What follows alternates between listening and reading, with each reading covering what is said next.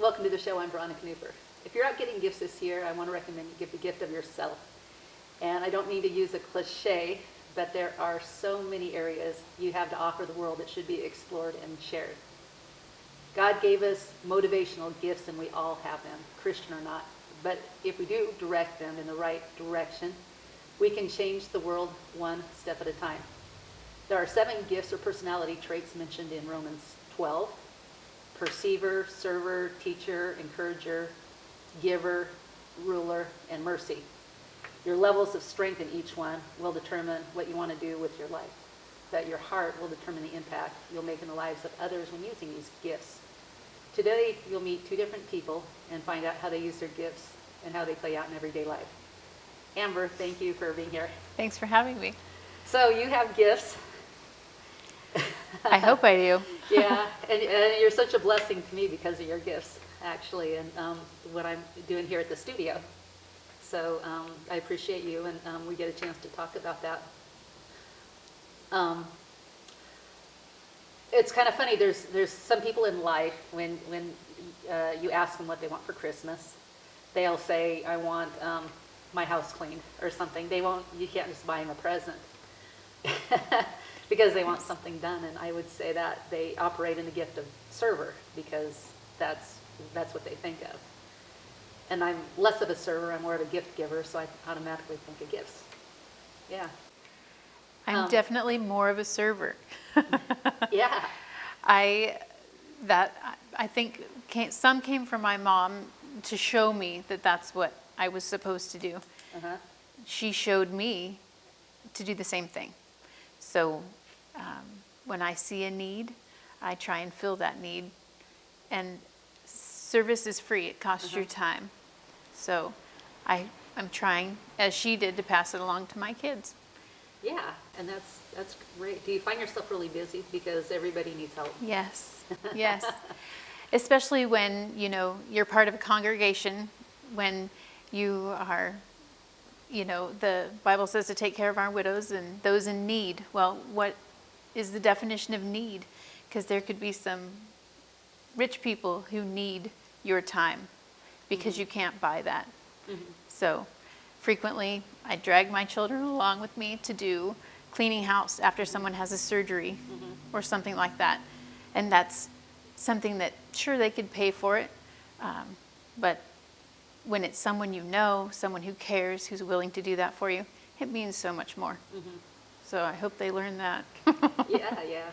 Well, and that's one of the reasons why I wanted you to have you come on, because I wanted to talk about like your kids and gifts that you think that they have, and really how understanding the differences with each person and how to kind of bring that along and nurture that.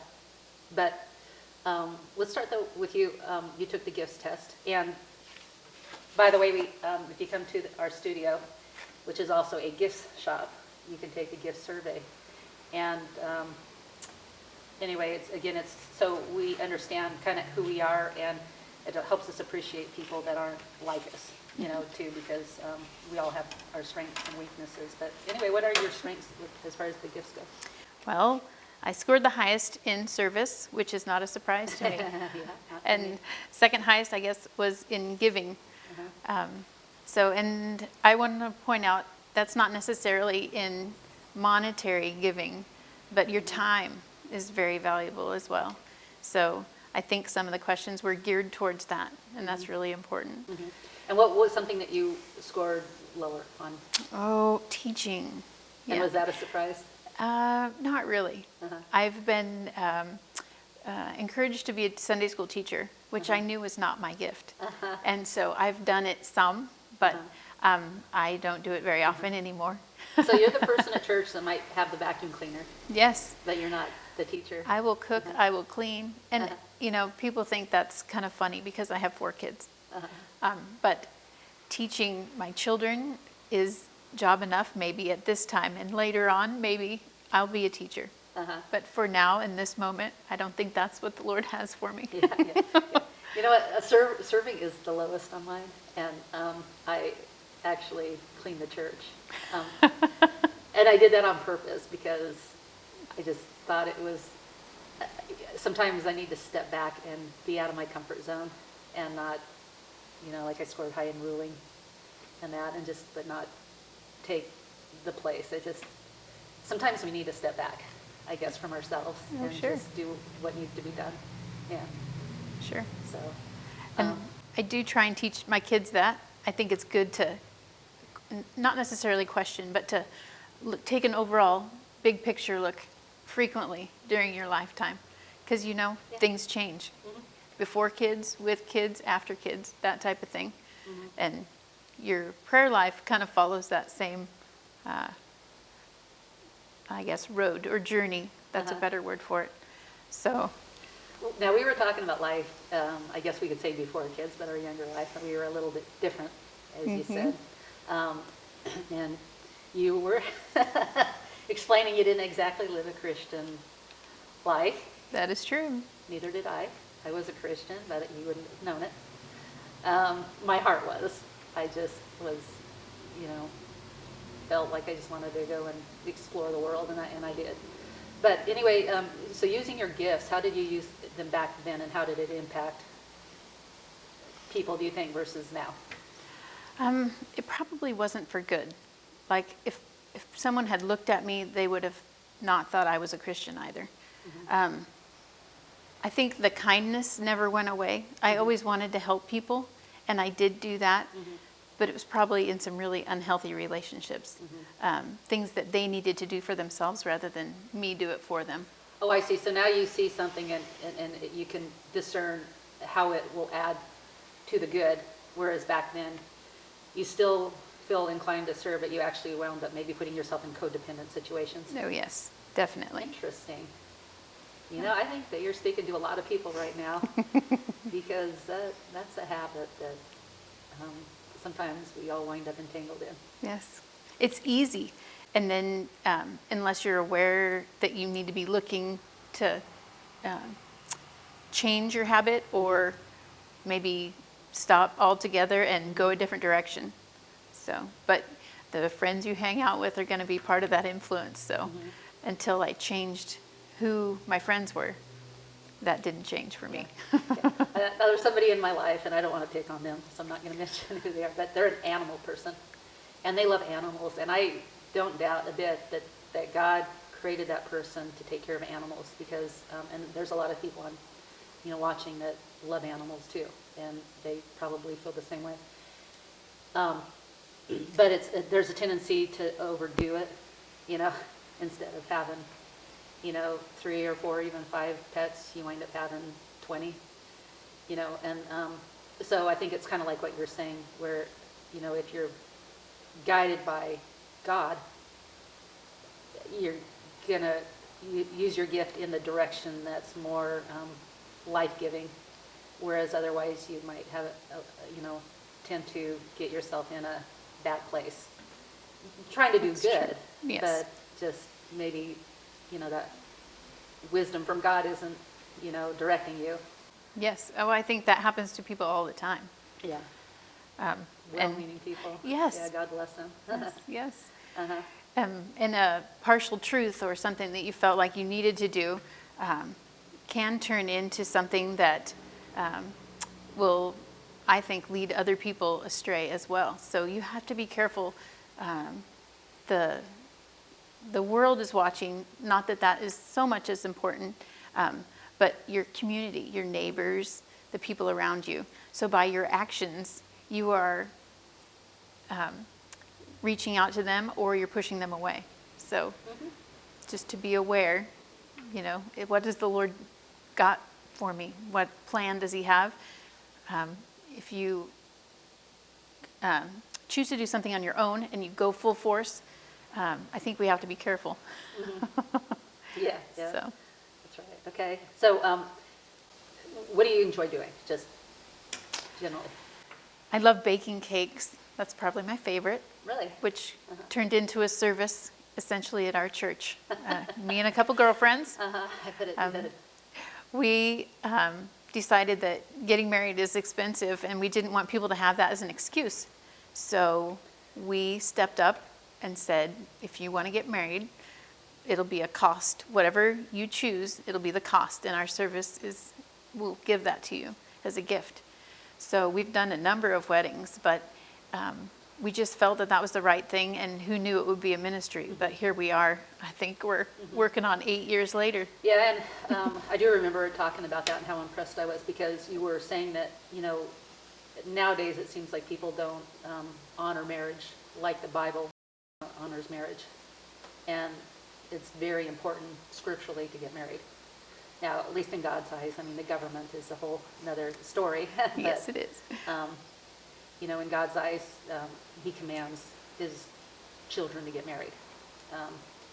And you saw that there was a lot of compromise with that, so you started encouraging by making cakes. Yeah. I called it playing house, because you were, living as, and I have to confess here that was me. Yeah.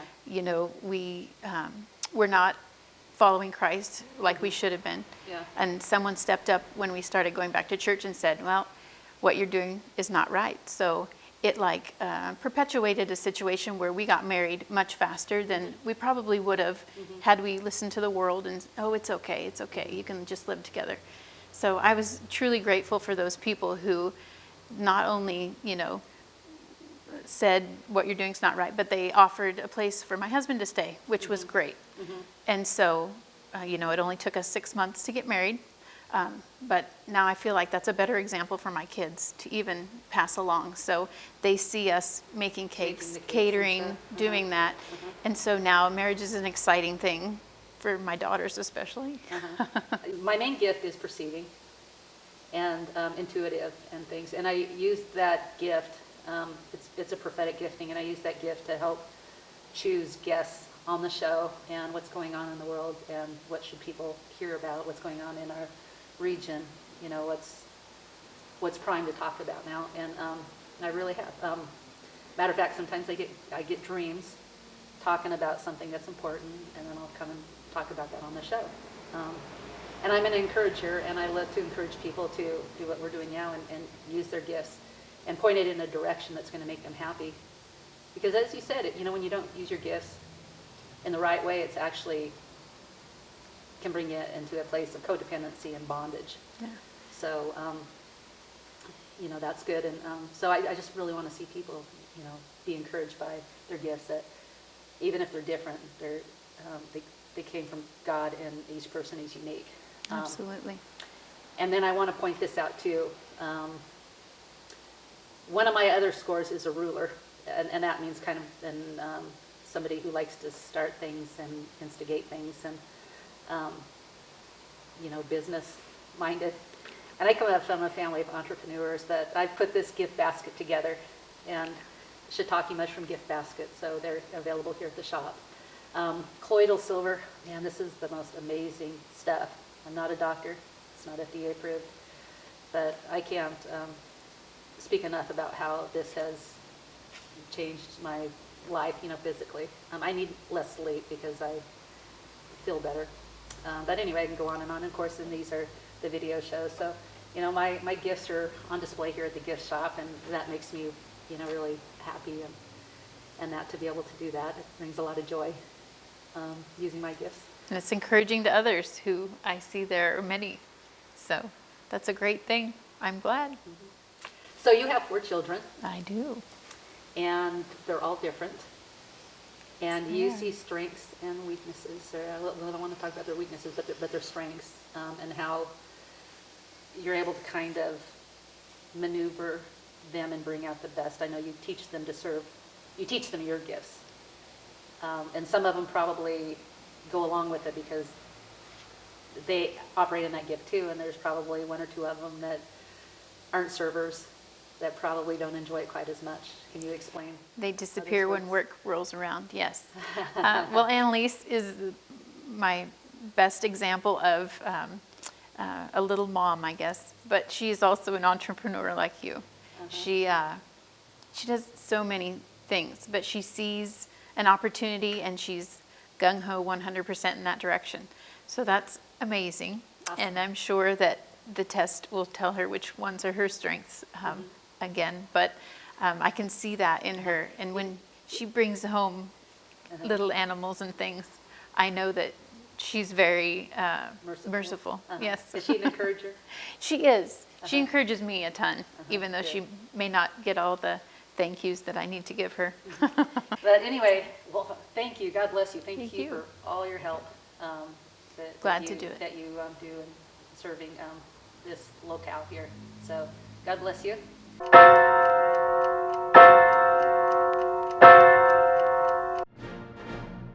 There aren't too many outlets where you can hear in-depth spiritual issues alongside conservative politics, where we can make a difference to those around us and our country. It's brought to you at a cost that's worthwhile, yet I'd like to do more. On 11thhourpolitics.com, you can buy books and videos that will advance this cause. There's delicious chanterelle tea containing vitamin D, proven to dispel depression. We have an art gallery and options to produce your own commercial or have us do it for you, along with other projects. It's only through a co-op that things get accomplished. I hope you will join me in this mission.